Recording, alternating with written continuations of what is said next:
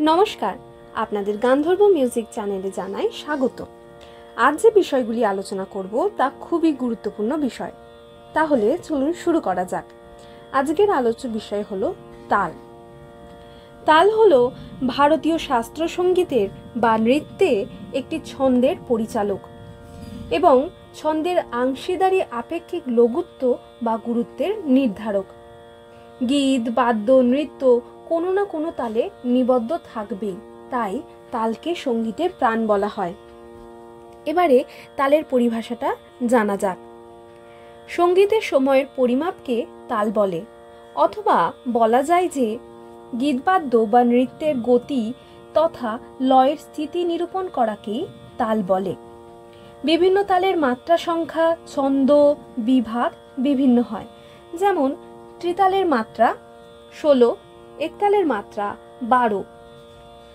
তালকে আবার দুই ভাগে ভাগ করা হয়েছে। একটি হলো সমপদী তাল আর একটি হলো বিষমপদী তাল। এবারে জানা যাক সমপদী তাল আর বিষমপদী তাল কাকে বলে। সমপদী তাল হলো যে তালের প্রতি বিভাগের মাত্রা সংখ্যা সমান তাকে সমপদী তাল বলে। যেমন এখানে দেখো দাদরা তাল রয়েছে আর কাহারবা তাল রয়েছে। দাদরা তালের 6 মাত্রা আর এর বিভাগ 2। কিরকম দেখো, এর বোলটা হচ্ছে ধা, ধি, না, না, তি, না।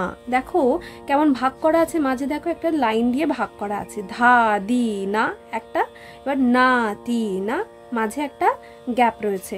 এই যে ওদিকেও 3 রয়েছে লাইনের এদিকে, আর এদিকেও 3 মাত্রা রয়েছে, তাই এটা হলো 2 ভাগ, মানে দুদিকেই 3 রয়েছে, তাই এটার বিভাগ হলো 2টি। কাহারবা তালটাও দেখো সেরকমই, কাহারবা তাল 8 মাত্রা। তেমন দেখো ধা, গে, তে, টে, না, কো, ধি, না। ঠিক দেখো 4 আর 4 এর মাঝে রয়েছে একটা দাঁড়ি। এই যে দুদিকেই 4 আর 4 মানে 4টে রয়েছে, ধা, গে, তে, টে 4টে, এদিকে না, কো, ধি, না 4টে বোল রয়েছে, এটার মাঝে রয়েছে, তাই এটিকে বলা হচ্ছে, দুটি তালকেই বলা হচ্ছে কিন্তু সমপদী তাল। এবারে আমরা আসবো বিষমপদী তাল কাকে বলে। যে তালের প্রতি বিভাগের মাত্রা সংখ্যা অসমান তাকে বলা হয় বিষমপদী তাল। তোমরা এখানে দেখতে পাচ্ছ ঝাঁপতাল হলো 10 মাত্রা আর তেওড়া তাল হলো 7 মাত্রা।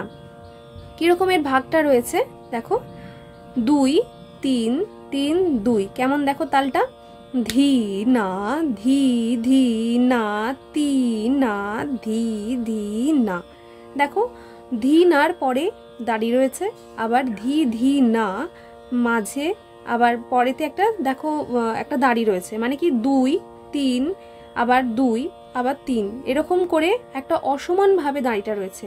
2 ভাবে পড়েনি কিন্তু দাঁড়িগুলো দেখো, আর 2, 3 রয়েছে না, মাত্রাগুলো কেমন রয়েছে 2, 3, 2, 3 ভাবে গেছে, তাই এটা একটা কি হচ্ছে, অসমান ভাবে যাচ্ছে, তাই এটাকে বলা হচ্ছে বিষমপদী তাল।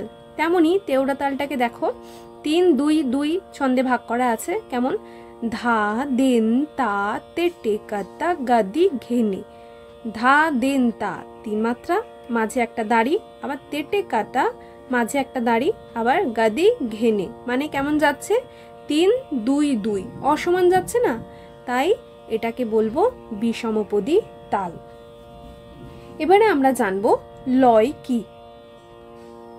লয় হলো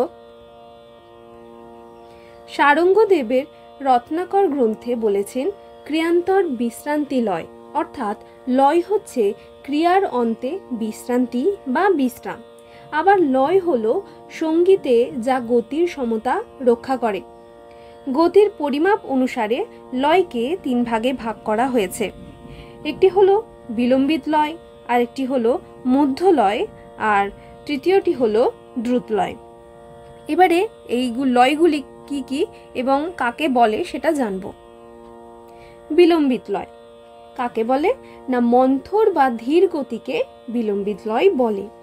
এই লয়ে সাধারণত ধ্রুপদ, ধামার, বিলম্বিত খেয়াল ইত্যাদি গাওয়া হয়। এর মধ্যলয় কি, সহজ বা স্বাভাবিক গতিতেই বলা হয়, গতিকেই বলা হচ্ছে মধ্যলয়। এই লয় খুব ধীর বা খুব তাড়াতাড়ি নয়, মাঝারি গতিতে চলে। এই লয়ে মধ্যলয়ের খেয়াল ইত্যাদি গাওয়া হয়।